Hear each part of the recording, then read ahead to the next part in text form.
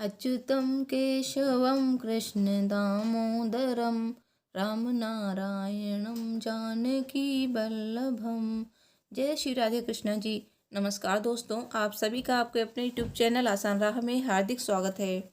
दोस्तों, आज हम आपको सुनाएंगे भगवान श्री कृष्ण की कथाएं। दोस्तों, मार्गशीर्ष महीने में भगवान कृष्ण की कथाएं सुनी जाती हैं और इन कथाओं को सुनने से भगवान कृष्ण की कृपा प्राप्त होती है। तो दोस्तों, पिछले एक महीने से मैं आपको भगवान श्री कृष्ण की कथाएं सुना रही हूं और आप बहुत ही प्रेम पूर्वक कथाएं सुनते हैं, कमेंट करते हैं और मेरे वीडियो को लाइक भी करते हैं। तो आप सभी का बहुत दिल से धन्यवाद। दोस्तों, आज की कथा भगवान कृष्ण की बहुत ही ज़्यादा रोमांचक है, बहुत ही ज़्यादा अलौकिक है। आज की कथाएं जो हैं छोटे से लेकर बड़ों तक सभी को पसंद आने वाली हैं। तो भगवान श्री कृष्ण की आज हम आपको बहुत सारी कथाएं इस वीडियो में सुनाएंगे। तो वीडियो को एंड तक देखिएगा और आपको इन कथाओं को सुनने से बहुत सी जानकारी मिलेगी और भगवान श्री कृष्ण की असीम कृपा आप पर रहेगी। तो कथा सुनने से पहले कमेंट बॉक्स में जय श्री राधे कृष्ण जी अवश्य लिखिए। भगवान कृष्ण जी आपकी सभी मनोकामनाएं अवश्य पूर्ण करेंगे। दोस्तों, कथा शुरू करते हैं। सब बोलिए जय श्री राधे कृष्णा की। बोलिए मोर मुकुट बंसी वाले की जय। जय श्री गिरधर लाल की जय। पौराणिक काल से ही भगवान श्री कृष्ण की कहानियाँ या कृष्ण लीला बच्चों और बड़ों को बहुत ही ज़्यादा पसंद आती हैं। भगवान श्री कृष्ण जी की कई कहानियाँ हैं और हम सभी के लिए ज्ञान का भंडार है। कृष्ण जी की मज़ेदार कहानियों से बच्चे बहुत खुश होते हैं और सकारात्मक चीज़ें सीखते हैं। भगवान कृष्ण के जन्म की कथा से लेकर वृंदावन में उनके शरारतों की कहानियाँ बहुत ही अद्भुत हैं। हम भगवान श्री कृष्ण को कई रूप में देखते हैं, जैसे बाल कृष्ण, माखन चोर कृष्ण, राधा कृष्ण और कुरुक्षेत्र में अर्जुन को गीता का सार समझाते हुए भगवान श्री कृष्ण। आज इस वीडियो में हम आपको सरल भाषा में भगवान श्री कृष्ण की कुछ कहानियाँ सुनाने जा रहे हैं, जिससे बच्चे और बड़े सब सुनकर प्रसन्न होंगे और सबको आनंद आएगा और बहुत ज़्यादा ज्ञान प्राप्त होगा। तो ये सभी कहानियाँ भगवान श्री कृष्ण के जीवन पर आधारित हैं और सत्य कहानियाँ हैं। हो सकता है इसमें से कुछ कहानियाँ आपने अपने दादी दादा माता पिता से बचपन में सुनी हो। तो आइए सुनाते हैं भगवान श्री कृष्ण जी की कहानियाँ। यमुना नदी से जुड़ा हुआ एक मीठे पानी का सुंदर झील था। कहीं से एक बहुत ही जहरीला सांप वहां आकर रहने लगा, जिसका नाम था कालिया। कालिया का जहर यमुना नदी में तेजी से घुलने लगा। एक बार एक गाय चराने वाले व्यक्ति ने उस झील का पानी पिया तो उसकी मृत्यु हो गई। जब भगवान श्री कृष्ण को इस बात का पता चला तो उन्होंने अपनी शक्ति से उस व्यक्ति को जीवित कर दिया। और ये भी कहा जाता है कि भगवान श्री कृष्ण किसी बहाने से वहाँ पे बॉल खेल रहे थे और उन्होंने बॉल को यमुना नदी में फेंक दिया जानबूझकर, और फिर वो बॉल निकालने के लिए यमुना नदी में कूद गए और कृष्ण भगवान पानी के अंदर जाकर उस कालिया को ज़ोर ज़ोर से पुकारने लगे। जब बहुत देर तक कृष्ण जी पानी में से नहीं निकले तो गांव के लोग इकट्ठा होकर नदी किनारे उनका इंतजार करने लगे। बहुत सारे लोग डरने भी लगे। कुछ देर बाद पानी के अंदर से कालिया सांप कृष्ण जी के सामने आया और आते ही उसने कृष्ण जी पर आक्रमण कर दिया।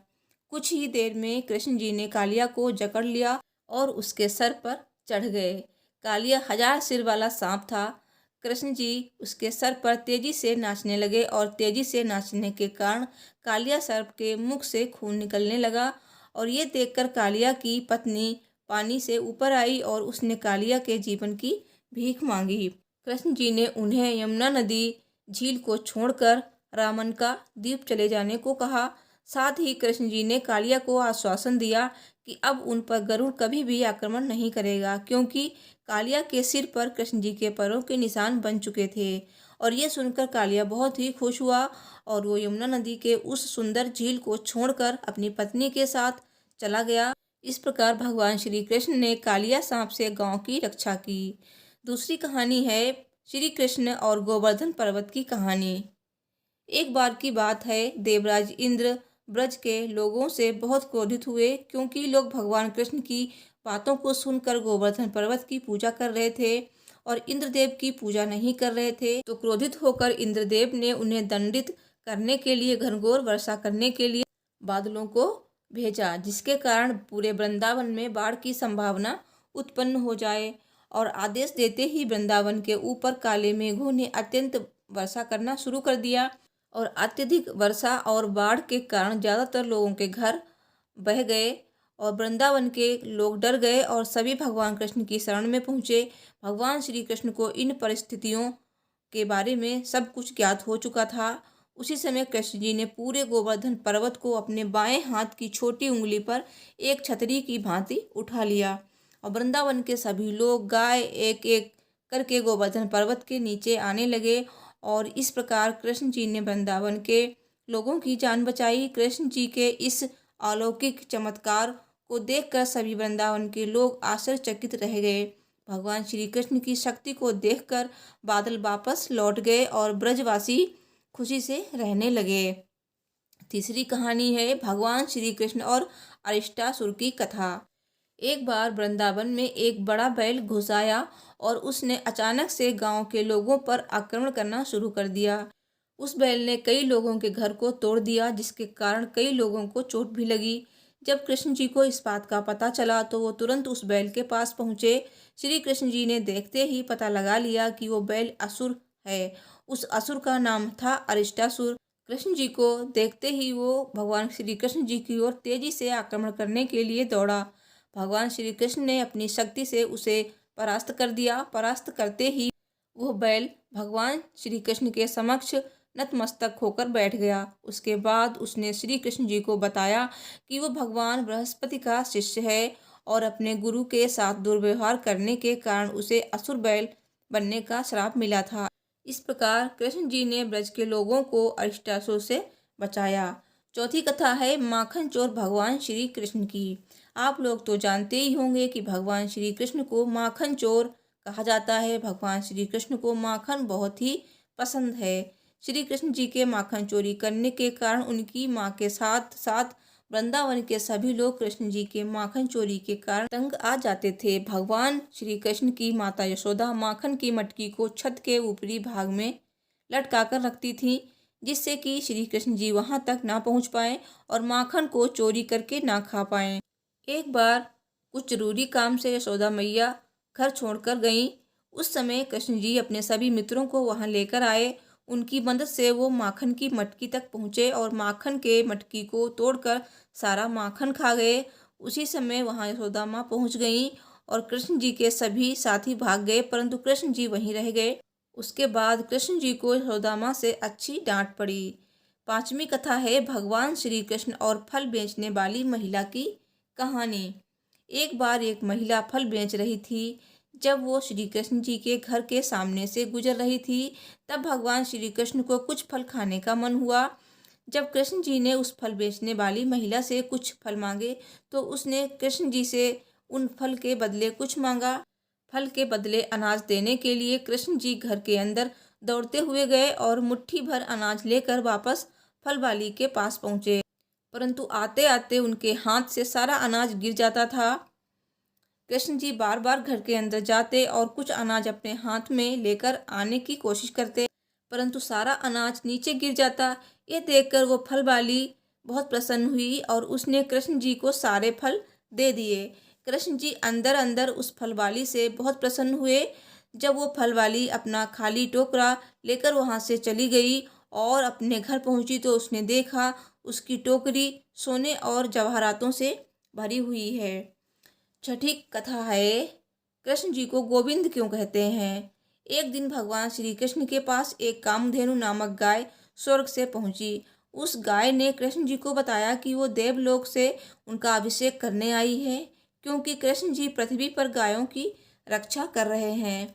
उस गाय ने श्री कृष्ण जी को पवित्र जल से नहलाया और उनका दिल से शुक्रिया अदा किया। उसी समय भगवान इंद्र अपने हाथी ऐरावत पर विराजमान होकर वहां प्रस्तुत हुए और उन्होंने श्री कृष्ण जी को आशीर्वाद दिया और कहा कि आपके इन पुण्य कर्मों के लिए पूरे विश्व के लोग आपको गोविंद नाम से जानेंगे। भगवान श्री कृष्ण की सातवीं कथा है कृष्ण और पूतना असुर की कहानी।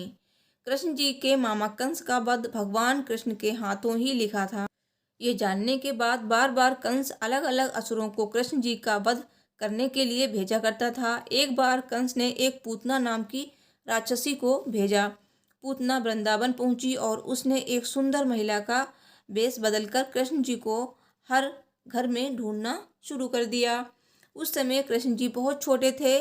जब वो कृष्ण जी के घर पहुंची तो उसने कृष्ण जी को पहचान लिया और अपना विषैला दूध पिलाने के लिए गोदी में उठाया।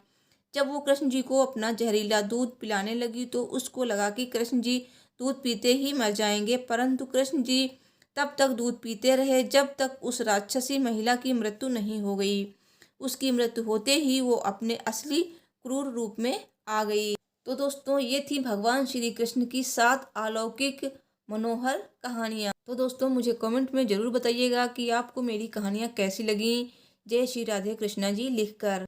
तो दोस्तों, मुझे उम्मीद है कि आपको मेरी ये वीडियो पसंद आई होगी, तो प्लीज़ वीडियो को लाइक करें, साथ ही ज़्यादा से ज़्यादा शेयर करें अपनी फैमिली और फ्रेंड्स के साथ, और मेरे चैनल को सब्सक्राइब करें और साथ ही बेल बटन को ज़रूर प्रेस करें। आपको मेरे चैनल पर व्रत, त्योहार, कथा से संबंधित आगे भी वीडियो मिलती रहेंगी। तो देखते रहिए आसान राह और मेरे आसान राह परिवार का हिस्सा बनिए मेरे चैनल को सब्सक्राइब कर। तो मिलती हूँ नेक्स्ट वीडियो में। Thanks for watching. हर हर महादेव। जय श्री राधे कृष्णा जी।